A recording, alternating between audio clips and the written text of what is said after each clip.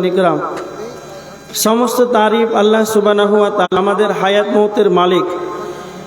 তিনি আমাদের প্রশংসার হক রাখেন। তিনি একা ছত্রের মালিক, তার প্রশংসা করে আমরা শেষ করতে পারবো না।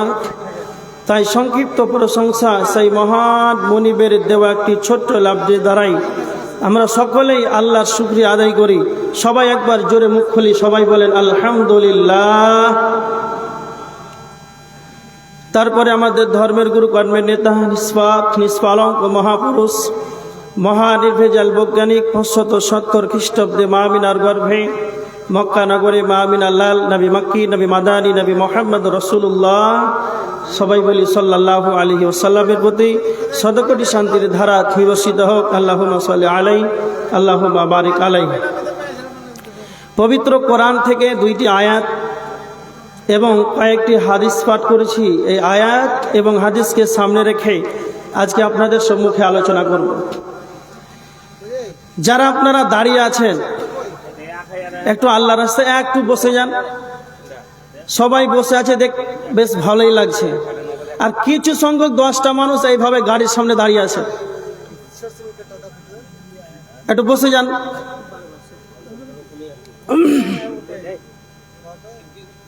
একটু বসে যান, দেখতে ভালো লাগবে, বিরক্ত লাগবে না।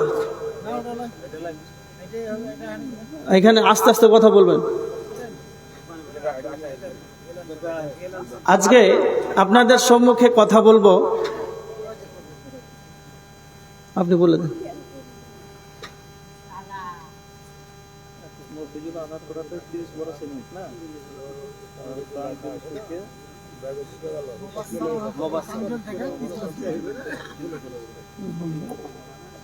আচ্ছা,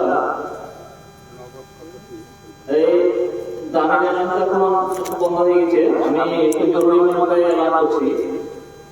মফিজুল সাহেব আমার মাথা থেকে 30 বছর সামিল দিয়েছে। আলহামদুলিল্লাহ, আল্লাহ কবুল করেন এবং ভালো করেন। আর মুবাশশা আঙ্গুলকে উনিও 30 বছর সামিল দিয়েছে। আল্লাহ তাআলা যেন আমাদের দানকে কবুল করলেন। জাযাকাল্লাহু খাইরান, জাযাকাল্লাহু বারাকাতুহু। যাই হোক, দেখেন বর্তমান এমন একটা সময় চলছে যে বর্তমান পরিস্থিতিকে কেন্দ্র করে যারা আমরা নিজেকে ভাবছি যে আমরা জান্নাতে যাব, আমরা মুসলমান, নিজেকে খুব বাহাদুর ইমানদার ভাবছি। বেশ কিছু সংখ্যক আমরা মানুষ আছি যারা বেশ কিছু দাড়ি দেখলে, টুপি পরে দেখলে, পাঞ্জাবি জুব্বা পরলেই মানুষকে ইমানদার বলে না, বলে না। এটা আমাদের ধারণা যে জুব্বা পরে আছে, পাঞ্জাবি পরে আছে, দাঁড়িয়ে আছে, বেশ ইমানদার। আচ্ছা, বর্তমান সমাজে যদি এরাই ইমানদার হয়, পোশাক এতেই যদি পরিচয় হয় ইমানদারের, তো কিছু সংখ্যক জায়গাতে, কিছু জায়গাতে দেখা যায় মেহমান মসজিদে এসে এশারে সালাত আদায় করছে, ইমাম সাহেবকে, মসজিদের মুয়াজ্জিন কমিটিকে বলছে যে আমি হলাম বাইরেকার মানুষ, দূর দূরান্ত থেকে এসেছি, আমার জন্য শোয়ার ব্যবস্থা করেন, খাবারের ব্যবস্থা করেন। আচ্ছা, ওর জন্য বেশ দেশি মাংস মেহমান হিসাবে যা আপ্যায়ন করতে হয় তা করছে। ওই মানুষটাকে এত সুন্দর মেহমানি করার পর তাকে ভালো ব্যবস্থাপনা দিল শোয়ার জন্য। আর জানেন, ও রাত্রিতে, গভীর রাতে মসজিদের মাইক, ব্যাটারি, মেশিন সব চুরি করে নিয়ে চলে গেছে। মুয়াজ্জিন ফজরে আসা, আজান দিবি তো কিছুই নাই। এরকমটা হয় আপনাদের দিকে? ঝাড়খণ্ডে হয়? হয় না? না হয় না? আলহামদুলিল্লাহ, ভালো কথা। কয়েকটা জায়গাতে আমার স্বচক্ষে নিজে দেখা। গত বছর এক প্রোগ্রামে দোমনা ফজরে আজান দিয়েছে আর সকালে চুরি করেছে। যাচ্ছে তো জুমার খুতবা হবে, আজান হবে, তার মাইক মেশিন কিছু নাই।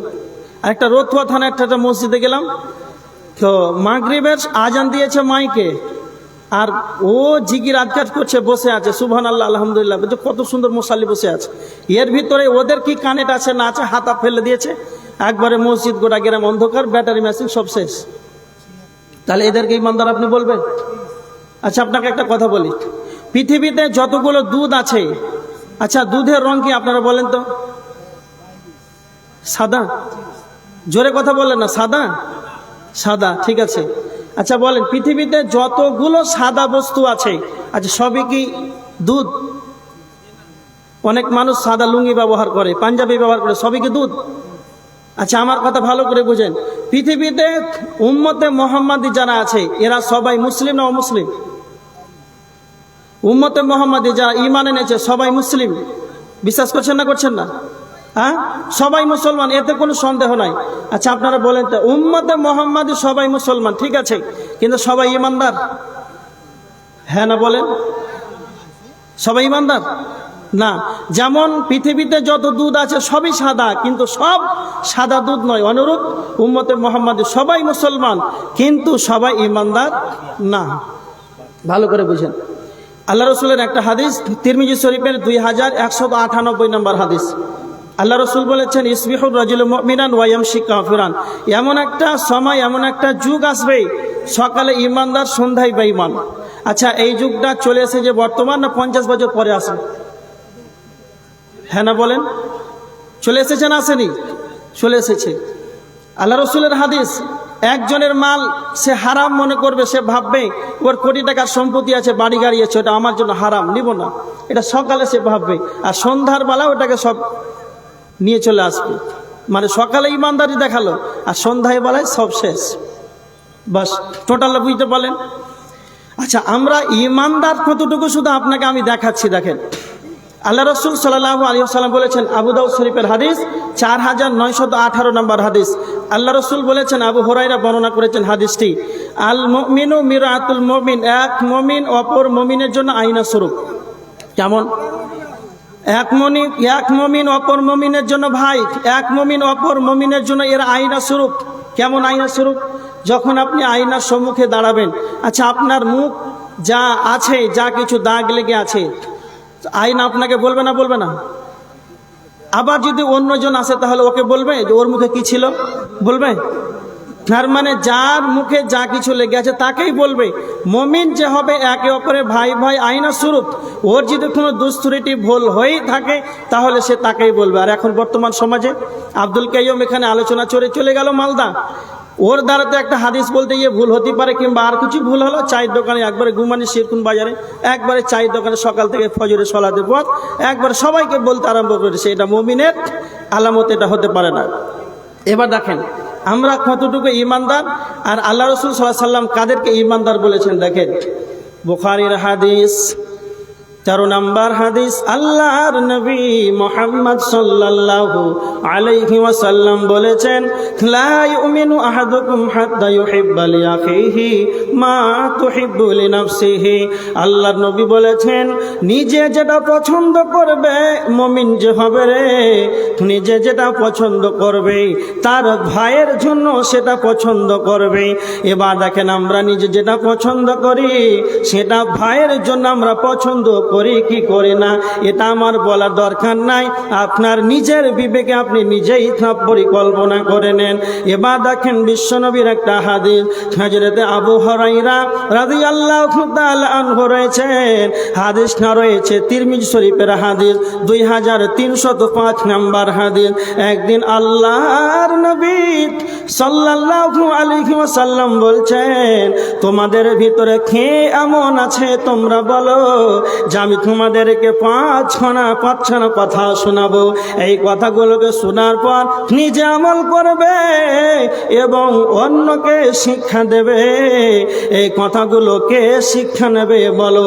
হযরত আবু হুরায়রা বললেন, আল্লাহর নবী আপনি আমাকে বলেন, আমি নিজে আমল করব, অপরকে তা শিক্ষা দেব। বিশ্বনবী নবী মুহাম্মদুর রাসূলুল্লাহ সাল্লাল্লাহু আলাইহি ওয়াসাল্লাম হযরতে আবু হুরায়রার হাতখানা ধরে পাঁচখানা কথা বলেছিলেন। আল্লাহর নবী 1 নম্বরে বলেছিলেন, ইত্তাকিল মাহারিমা তাকুন আবাদান নাস। আবু হুরায়রা, তুমি শুনে রেখে দাও, আল্লাহ সুবহানাহু ওয়া তাআলা কত কিছুকে হারাম করেছেন, তুমি হারাম সমূহ থেকে বেঁচে থাকবে, তবে তুমি আল্লাহর সবচাইতে বড় বান্দা বলে গণ্য হবে। তবে মানুষদের মধ্যে সর্ব অপেক্ষা আল্লাহর বড় বান্দা বলে গণ্য হবে। নাম্বার 2, আল্লাহর নবী হযরতে আবু হুরায়রা রাদিয়াল্লাহু তাআলা আনহুকে 2 নম্বরে বলেছিলেন, ওয়ারদা বিমা কসাম আল্লাহু লাকা তাকুন আগনান নাস।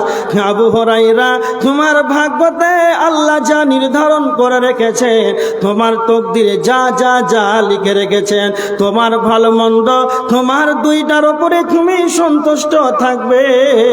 আবু হুরায়রা, তবে তুমি মানুষদের মধ্যে সর্বাপেক্ষা তুমি ধনী হয়ে যাবে। আমার বলা বাহুল্য কথা এতটুকু। নাম্বার 3, বিশ্বনবী আবু হুরায়রা রাদিয়াল্লাহু তাআলা আনহুকে 3 নম্বর বলেছিলেন, ওয়াহসিন ইলা জারিকা তাকুন মুমিনা। আবু হুরায়রা, তুমি তোমার প্রতিবেশীর সঙ্গে সৎ আচরণ করবে, তুমি তোমার প্রতিবেশীর সঙ্গে ভদ্র ব্যবহার করবে। প্রতিবেশী কাকে বলা হয়? আপনি যেই জায়গাতে বসবাস করছেন সেই জায়গার ডানে বামে যারা থাকবে, পিছনে সামনে আপনার পাশে যারা থাকবে তাদেরকেই প্রতিবেশী বলা হয়। বিশ্বনবী বলেছেন তাদের সঙ্গে তুমি সৎ ব্যবহার করবে, তবে তুমি ঈমানদার হয়ে যাবে। নাম্বার 4, আল্লাহর নবী বলেছিলেন, ওয়াহিব্বা লিন-নাসি মা তুহিব্বু লিনাফসিহি। তুমি নিজে যেটা পছন্দ করবে সেটা অন্যদের জন্য সেটা পছন্দ করবে, তখন মুসলমান, তবে তুমি মুসলমান হয়ে যাবে। আমার বলা বাহুল্য কথা এতটুকু। বিশ্বনবী বলেছেন তুমি যেটা পছন্দ করবে সেটা তোমার ভাইয়ের জন্য সেটা পছন্দ করবে, তুমি যেটা নিজে পছন্দ করবে অন্যদের জন্য সেটা পছন্দ করবে। তোমার প্রতিবেশীর সঙ্গে তুমি সৎ আচরণ করবে, তবে তুমি ঈমানদার হয়ে যাবে। এবার দেখেন আল্লাহ রসুলের হাদিস যতটা বললাম যে ঈমানদার হবে সে নিজে যেটা পছন্দ করবে ভাইয়ের জন্য করবে। বর্তমান সময় এটা হয়, পিতামাতা মারা গিয়েছে, বড় ভাই ভালো ভালো অংশগুলো নিয়েছে, ছোটগুলোকে খারাপ, আর ছোট ভাই বড় ভাইকে হত্যা করছে না বর্তমান সমাজে? করছে না, করে না? এই জন্য তো করছে কেন? আল্লাহ রসুলের হাদিসকে সে অমান্য করেছে। আর আল্লাহ রসুলের হাদিসগুলোকে যদি সে মানত, প্রাধান্য দিত, তাহলে এগুলো হত্যাকাণ্ড সব, ভাই ভাই মারামারি, রাহাজানি, সন্ত্রাসী, এগুলো সব বন্ধ হয়ে যেত। এবার দেখেন আল্লাহ সুবহানাহু ওয়া তাআলা বলেছেন মুমিন কারা, মুমিন যারা হবে তাদের আচরণটা কি হবে। আল্লাহ বলেছেন সূরা আল ইমরানের 28 নম্বর আয়াত, লা ইয়াত্তাখিযুল মুমিনুনাল কাফিরিনা আউলিয়া মিন দুনিল মুমিনিন। আল্লাহ বলেছেন মমিন যেন মমিনকে ছাড়া অন্য কাফেরের সঙ্গে যেন বন্ধুত্ব না করে। তার মানে ঈমানদার মমিন মমিনের সঙ্গেই বন্ধুত্ব করবে, কাফেরদের সঙ্গে বন্ধুত্ব করবে না। যারা মমিনকে বাদ দিয়ে কাফেরদের সঙ্গে বন্ধুত্ব করবে, আল্লাহ বলেছেন ওয়া মাইয়া ফাআল যালিকা, যারা এই রকমটা করবে, ঈমানদারকে বাদ দিয়ে বেঈমানের সঙ্গে বন্ধুত্ব করবে, আল্লাহ বলছেন ফালাইসা মিনাল্লাহ, তাদের সঙ্গে আল্লাহর কোনো সম্পর্ক থাকবে না। এজন্য মুমিন যে হবে রে বন্ধুত্ব করবে তো মুমিনের সঙ্গেই বন্ধু বানাবে। আচ্ছা বলেন তো আমরা ইমানদারকেই বন্ধু বানাই? কটা লোক বলে নিজের অন্তরস্থল থেকে আমরা মুমিনকে বন্ধু বানাই? মুমিনকে যে বন্ধু যদি আপনি সৎ বন্ধু যদি গ্রহণ করেন তাহলে আপনার কি লাভ হবে? আপনার লাভ আছে। বুখারীর হাদিস, আল্লাহ রসুল সাল্লাল্লাহু আলাইহি ওয়াসাল্লাম একটা উদাহরণ বলেছেন, একবার হাদিস কিন্তু একবার উদাহরণ স্বরূপ একটা হাদিস। আল্লাহ রসুল সৎ বন্ধু এবং অসৎ বন্ধুর উদাহরণ দিয়েছেন। ভালো করে শোনেন, সৎ বন্ধুর উদাহরণ দিয়েছেন বুখারীর হাদিস 2101 নম্বর হাদিস। আল্লাহ রসুল সাল্লাল্লাহু আলাইহি ওয়াসাল্লাম বলছেন সৎ ব্যক্তির সৎ বন্ধুর উদাহরণ হলো সেই আতরওয়ালার মতো।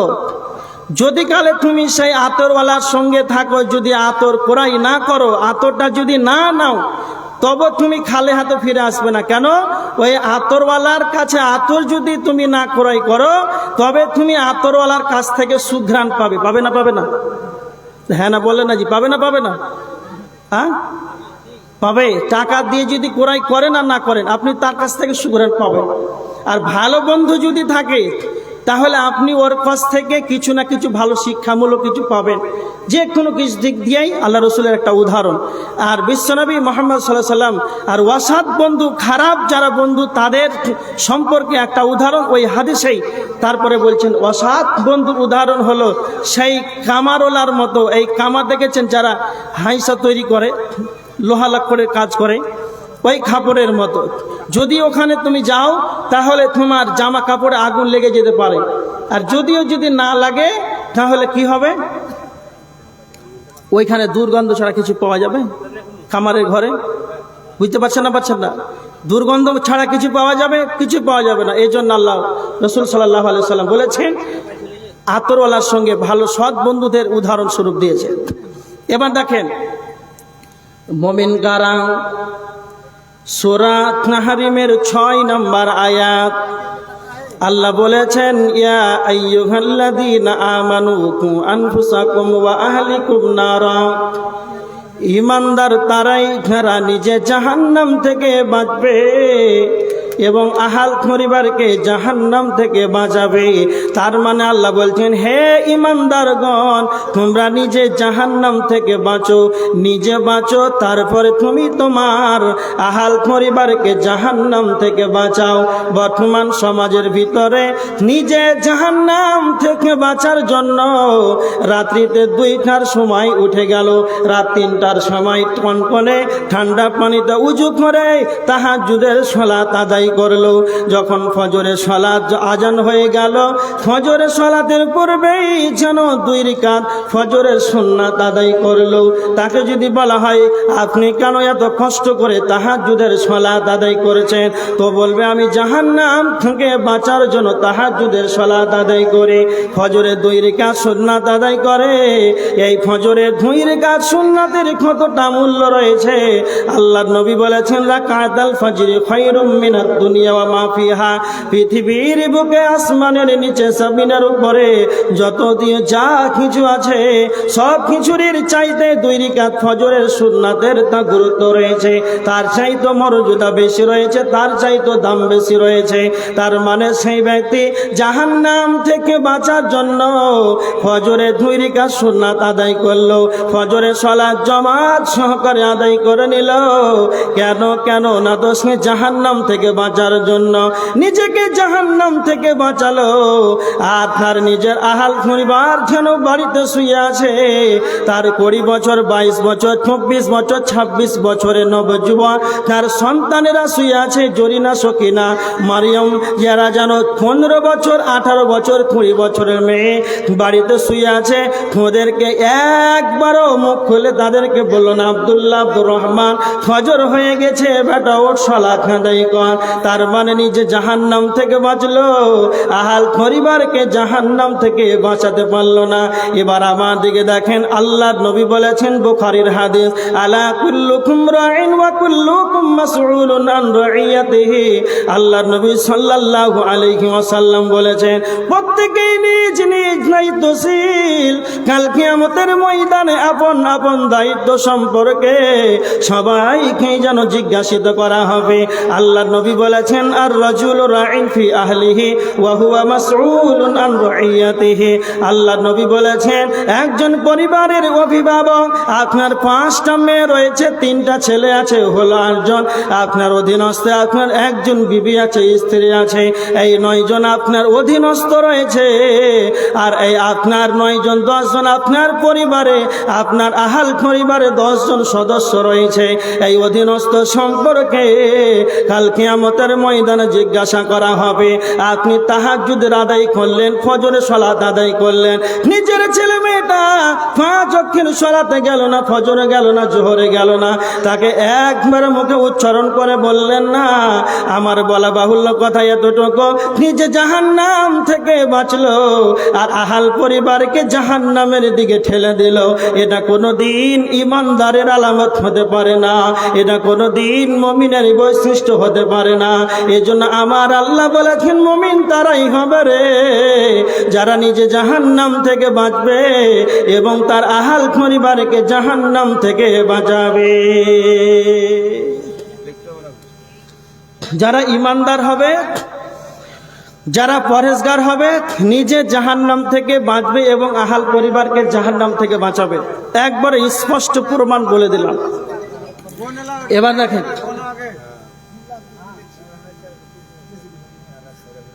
এবার দেখেন, ইমানদার কারা? এখানে হাল্লা কেন করছেন জি? আস্তে কথা বলেন।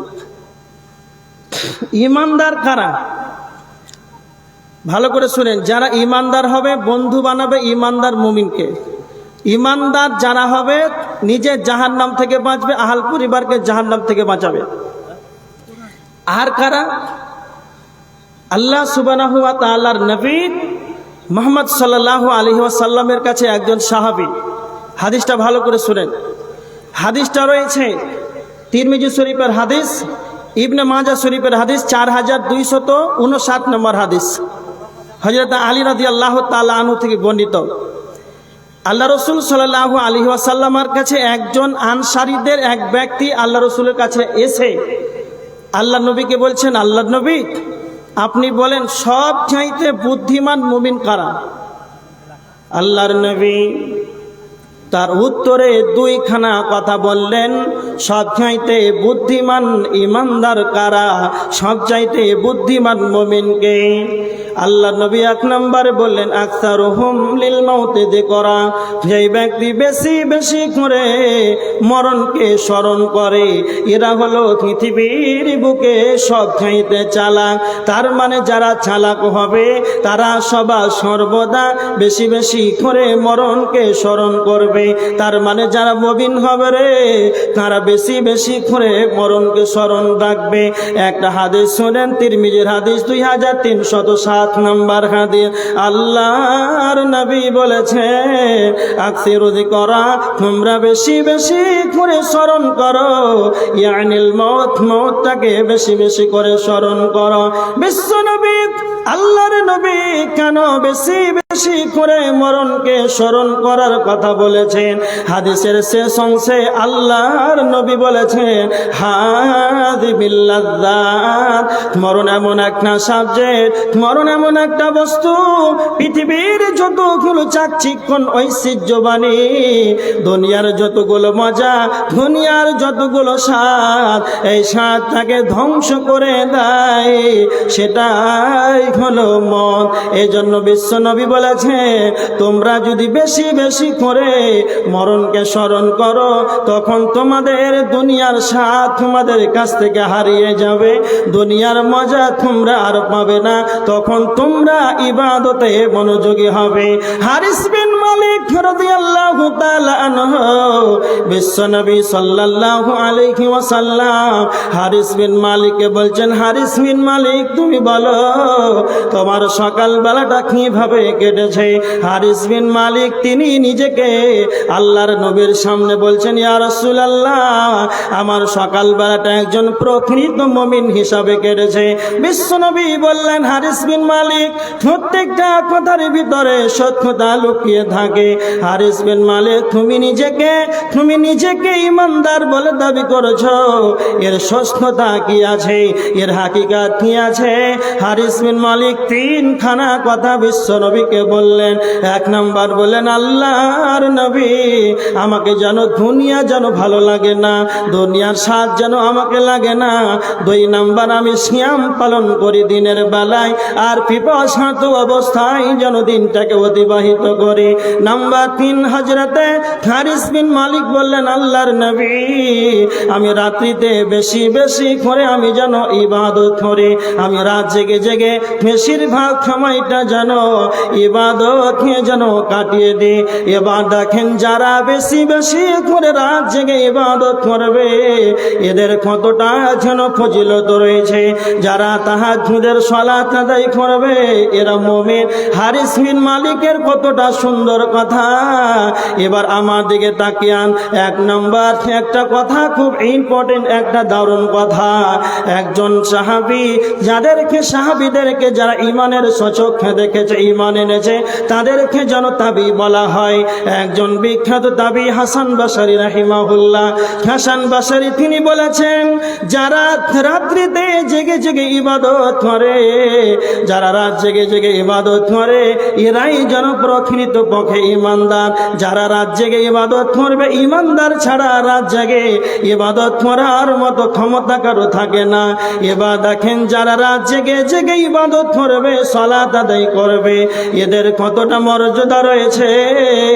একটা হাদিস তিরমিজি শরীফের 2527 নম্বর হাদিস, আল্লাহর নবী একদিন সাহাবীদেরকে বলছেন, ও সাহাবীরা, তোমরা শুনে রেখে দাও, এমন একটি জান্নাত রয়েছে যার ভিতর থেকে যেন বাহির দেখা যায়, যার বাহির থেকে ভিতর দেখা যায়, এমন একটা প্রসাদ, এমন একটা জান্নাত রয়েছে। একজন বিদঈন আল্লাহর নবীকে বললেন, বিশ্বনবী আপনি বলেন, কি এমন আমল করলে, কি কাজ করলে এত সুন্দর ভাবে জান্নাতে যেতে পারা যাবে?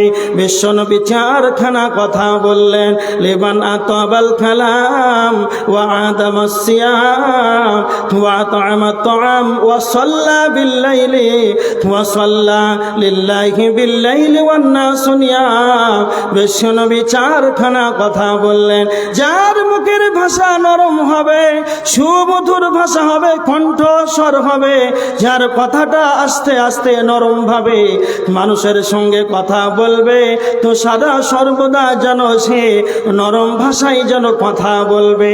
ওয়া আদামাস সিয়াম, বেশি বেশি করে যারা সিয়াম পালন করবে, রমজান মাসের সিয়াম ব্যতীত অন্যান্য মাসে যেন সিয়াম পালন করবে। বর্তমান যেমন শাবান মাস চলছে, বিশ্বনবী নবী মুহাম্মদুর রাসূলুল্লাহ সাল্লাল্লাহু আলাইহি ওয়াসাল্লাম শাবান মাসে একই টানা বেশি বেশি করে সিয়াম পালন করেছিলেন। যারা বর্তমান সময়ে 15 শাবানকে খাস করে সিয়াম পালন করে, এটা ঠিক নয়। বিশ্বনবী একাধিক সিয়াম যেন টানা, বিশ্বনবী শাবান মাসে বেশি বেশি করে সিয়াম পালন করেছিলেন। তার মানে আমাদের উচিত হবে শাবান মাসে বেশি বেশি করে সিয়াম পালন করা। তারপরে আমাদের রমজান মাসের পরেই শাওয়াল মাস, মুহররমুল হারামের মাস, যতগুলো নফল সিয়াম আছে, এই সিয়ামগুলো বেশি বেশি করে আদায় করবে।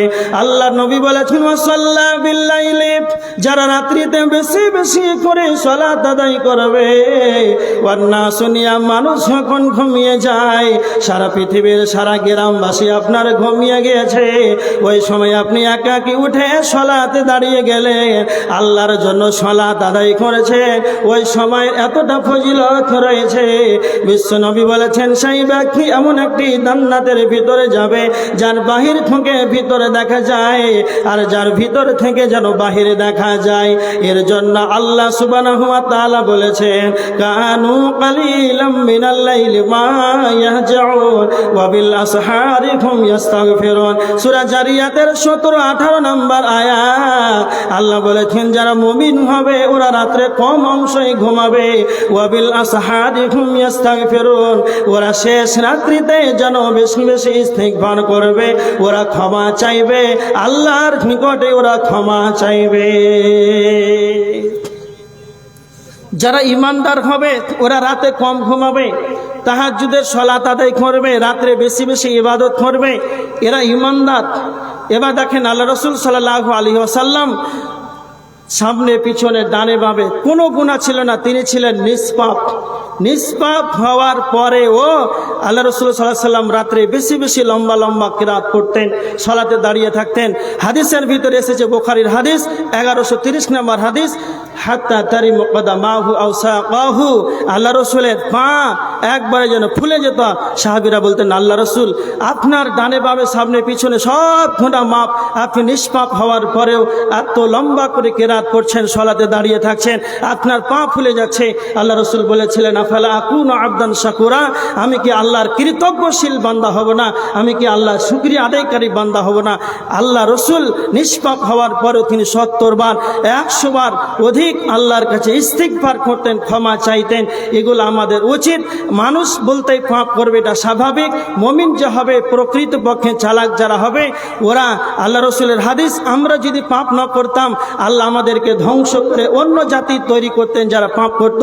মানুষ মাত্রই ভুল হবে, পাপ করবেই, এটা স্বাভাবিক। কিন্তু আল্লাহ রসুলের হাদিস, মিশকাতের হাদিস, ওয়া খায়রুল খাত্তাঈনা তাওয়াবুন, যেই ব্যক্তি পাপ করার পর আল্লাহর কাছে ইস্তিগফার করবে, ক্ষমা চাইবে, সেই ব্যক্তি হচ্ছে সবচাইতে উত্তম পাপী। বক্তা চলে এসেছে না মাওলানা সাহেব, শেষ করে দাও।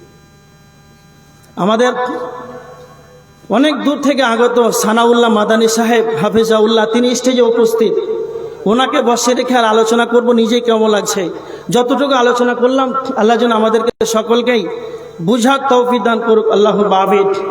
ওনার মুখ থেকে দামি দামি কথা, উনি অনেক জ্ঞানী কথা বলবেন। আমরা শেষ পর্যন্ত ওনার আলোচনা শ্রবণ করব। যারা রাস্তাঘাটে আছেন, দাঁড়িয়ে আছেন, একটু বসে যান। সবাই একসঙ্গে একবারে শেষ পর্যন্ত ওনার আলোচনা শ্রবণ করবো। আল্লাহ যেন আমাদেরকে সকলকেই ওনার আলোচনা শ্রবণ করার তৌফিক দান করুক। সবাই বলেন আল্লাহুম্মা আমিন। ওয়া মা আলাইনা ইল্লাল বালাগ। আসসালামু আলাইকুম ওয়া রাহমাতুল্লাহি ওয়া বারাকাতুহু।